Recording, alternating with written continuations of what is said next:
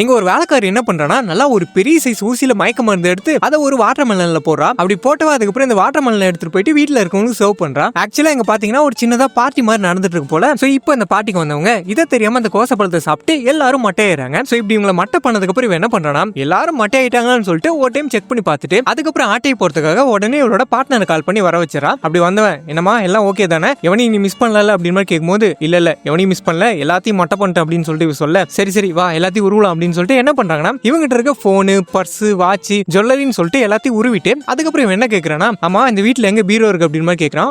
மேல இருக்கு அப்படின்னு மாதிரி சொல்லும் போது, சரி வா அதையும் போய் ஆட்டி போடலாம் அப்படின்னு சொல்லிட்டு இவங்க ரெண்டு பேரும் மேல போயிரு. அதுக்கப்புறம் பார்த்தா இங்கதான் ஒரு ட்விஸ்ட். அது என்ன அப்படின்னா, இந்த பார்ட்டிக்கு வந்த ஒரு ரெண்டு பேரு யாருக்குமே தெரியாம பாத்ரூம்ல கசமுசா பண்ணிட்டு இருக்காங்க. இவங்க ரெண்டு பேரும் இவன் மிஸ் பண்ணிட்டா. அதுக்கப்புறம் இவங்க ரெண்டு பேரும் கசமுசா எல்லாம் பண்ணிட்டு வெளியே வந்தவங்க, அடியே உன் புருஷனுக்கு நம்ம மேல எந்த டவுட்டும் வராது இல்ல அப்படின்னு மாதிரி கேட்கும்போது, இல்ல எந்த டவுட்டும் வராது, அவன் பொண்டாட்டி பின்னாடி தான் சுத்திட்டு இருக்கான் அப்படின்னு மாதிரி சொல்லும்போது, எது சரி பரவாயில்லவா அப்படின்னு சொல்லிட்டு வந்து பார்த்தா எல்லாருமே மட்டையை கிடக்குறாங்க. அடியே என்னடி ஆச்சு உங்களுக்கு, ஏன்னா அதுக்குள்ள தூங்கிட்டானுங்களா அப்படின்னு சொல்லிட்டு, யோ மாமா என்னையா வாயை பொழந்துனுக்குற, போயிட்டியா அப்படின்னு சொல்லிட்டு செக் பண்ணி பார்த்தவன் அதுக்கப்புறம் தான், அடியே இங்க எது நடந்துருக்குடி, இவங்களுக்கு யாரோ மயக்க மருந்து கொடுத்துருக்காங்க, நான் உடனே போலீஸ் கால் பண்றேன் அப்படின்னு சொல்லிட்டு இவன் போகும்போது அப்ப மேல இருக்க அவங்க ரெண்டு பேர் சவுண்ட் இவங்களுக்கு கேட்டுருது. ஏ அமைதியாரு மேல யாரோ இருக்காங்க, அவங்க ரெண்டு பேரும் இங்க தான் வராங்கன்னு நினைக்கிறேன், சரிவா நம்ம ரெண்டு பேரும் இவங்கள மாதிரியே மட்டையான மாதிரி நடிக்கலாம் அப்படின்னு சொல்லிட்டு அவங்களா படுத்துறாங்க. அப்ப வந்தவன் உன் கையில இருக்க போனை பார்த்துட்டு, ஹே ஒரு நிமிஷம் வா, உன்கிட்ட நான் என்ன சொன்னேன், எதையும் மிஸ் பண்ணிடாத எல்லாத்தையும் உருவுன்னு சொன்னா இல்லையா, இவன் கையில போன் அப்படியே இருக்கு, அவ கழுத்துல செயின் அப்படியே இருக்கு, இதான் நீ திருட லட்சணமா, போயிட்டு கிச்சன்ல ஏதாவது பாத்திரம் தான் தேய், அதுக்கு தான் நீ லாக்கி அப்படின்னு சொல்லிட்டு அவளை அமுச்சு வச்சுட்டு அதுக்கப்புறம் அவ கழுத்துல இருக்க செயினை வந்து கழட்டுறான். எம்மா